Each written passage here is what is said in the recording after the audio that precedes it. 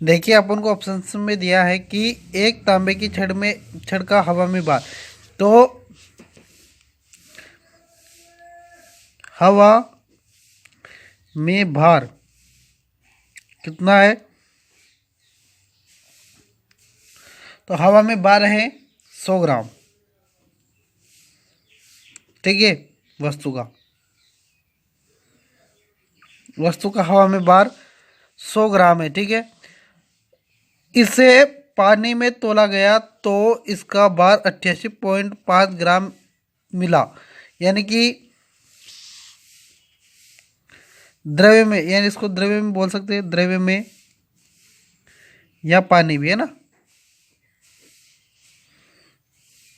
भार कितना रह गया? 88.5 ग्राम, यानी कि कमी। देखो कमी आई ना। तो देखिए यही बात है कि द्रव्य में हमेशा कमी रहती है भार में, लेकिन द्रव्यमान चेंज नहीं होता। इसी के साथ आगे बढ़ेंगे तो अपन को ज्ञात क्या करना है? अपेक्षित घनत्व। अपन को ज्ञात करना है अपेक्षित घनत्व। तो देखिए कमी कितनी है? ये पानी में भार की कमी। तो पानी में भार की कमी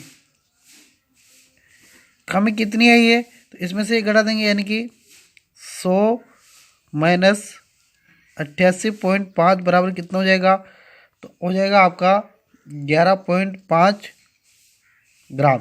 ठीक है, जब यह अपनी कमी आई है तो अपेक्षित घनत्व जब भी आपको ज्ञात करना पूछा क्या, देखिए फिर से क्वेश्चन, तांबे का अपेक्षित घनत्व निकालिए। तो अपेक्षित घनत्व पूछा है आपसे, बराबर अपेक्षित घनत्व का सूत्र याद रखिएगा कि हवा में भार बटे पानी में भार की कमी, पानी में भार की कमी बराबर 100 बटे 11.5। ठीक है, बराबर इसको जब आप इससे काटोगे तो आएगा आपका आंसर भाग देने पर 8.7। यह आपका आंसर हो जाएगा। और आपको बता देता हूँ कि अपेक्षित घनत्व की कोई इकाई नहीं होती, तो आपका आंसर हो जाएगा 8.70। ठीक है, यही आपका करेक्ट आंसर हो जाएगा। अगला क्वेश्चन दिया है 7.8 विशिष्ट गुरुत्व वाले 100 सेमी क्यूब लोहा 13.6 विशिष्ट गुरुत्व के पारे पर तैरता है। पारे में डूबे हुए लोहे का आयतन ज्ञात कीजिए। देखिए इस प्रकार के क्वेश्चन में सबसे पहला काम ही होता है कि अपन को क्या क्या इस क्वेश्चन में दिया है और क्या क्या अपन को निकालना है। तो सबसे पहले अपन बात करें तो क्या क्या दिया है कि 7.8 विशिष्ट गुरुत्व वाले 100 सेमी क्यूब लोहा 13.6 विशिष्ट गुरुत्व के पारे पर तैरता है। पारे में डूबे हुए एक लोहे का आयतन ज्ञात कीजिए। अपन को क्या ज्ञात करना है? लोहे का आयतन। ठीक है, तो आयतन ज्ञात करना है। तो आयतन का सबसे पहला सूत्र मैंने बताया था आपको कि आयतन बराबर द्रव्यमान बटा घनत्व, लेकिन यह थोड़ा अलग है, यहाँ पर भार आ जाएगा। तो देखिए अपन को ज्ञात करना है पहले लोहे का भार, क्योंकि लोहे पर बात चल रही है, द्रव्यमान पे नहीं चल रही है और भार पे चल रही है ना, क्योंकि अपन को इसमें एक दिया है भार। तो लोहे का भार बराबर आयतन इनटू घनत्व।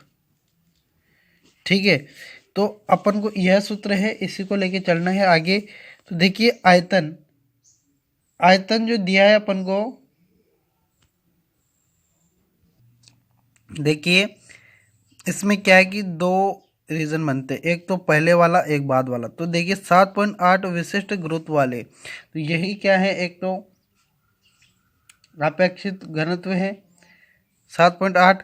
तो यह अपेक्षित घनत्व, इसको रखेंगे अपन यहाँ 7.8 इंटू आयतन तो आयतन इसका पहले वाला आयतन क्या है, इसी वस्तु का 100 सेमी क्यूब है।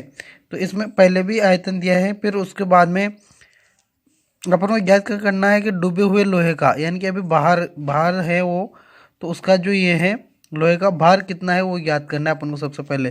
तो जो पहले दिया था आयतन और घनत्व वो रख दिया अपन ने 100 आयतन और घनत्व रखा 7.8। तो बराबर करेंगे, तो इसको जब आप हल करोगे तो आ जाएगा, देखिए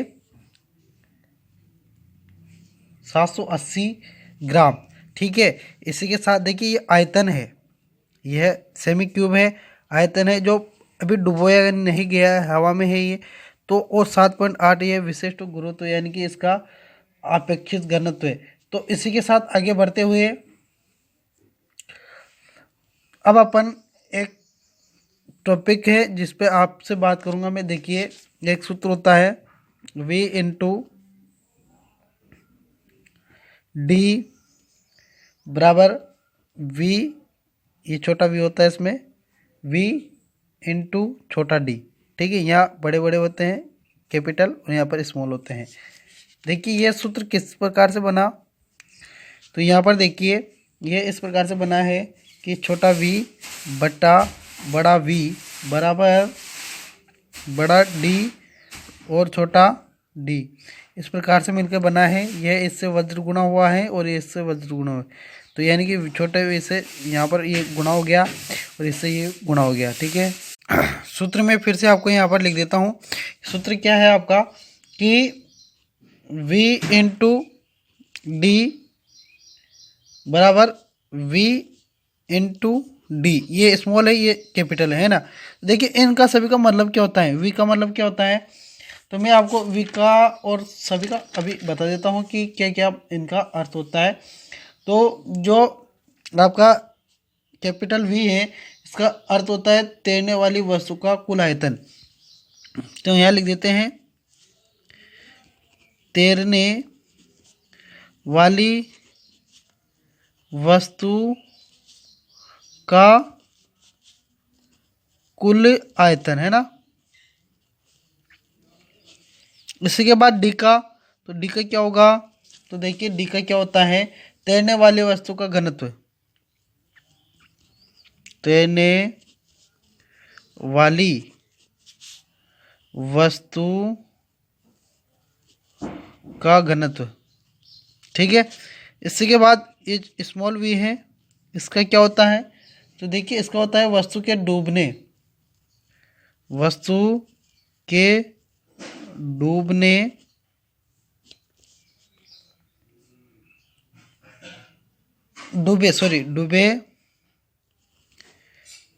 डूबे हुए, ये बात आपको ध्यान रखना जरूरी है, भाग द्वारा हटाए गए द्रव्य का आयतन।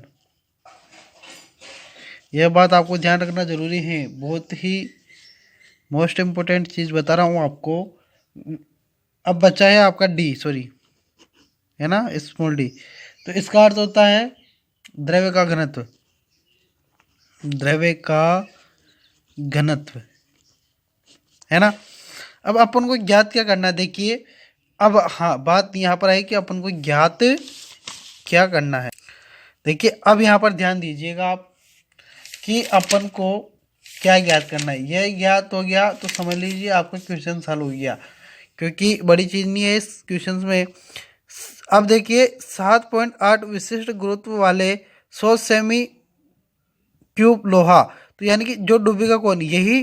तो देखिए जो अपना जो पहला दिया है 7.8 विशिष्ट गुरुत्व, तो ये क्या है, तो यह जो है आपका यह है कि यह है तैरने वाली वस्तु का घनत्व। ये क्या है, तैरने वाली वस्तु का घनत्व है ये, तो ठीक है। इसी के बाद यह जो दिया है, यह क्या दिया है, यह दिया है सेमी क्यूब। तो देखिए सेमी क्यूब यानी कि लोहे का सेमी क्यूब यानी कि आयतन। तो डी का मतलब सॉरी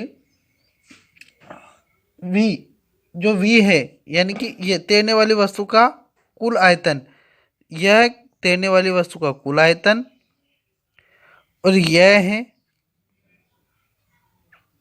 तैरने वाली वस्तु का घनत्व, यह है वस्तु के डूबे हुए भाग का हटाया गया द्रव्य का आयतन, और यह है आपका द्रव्य का घनत्व।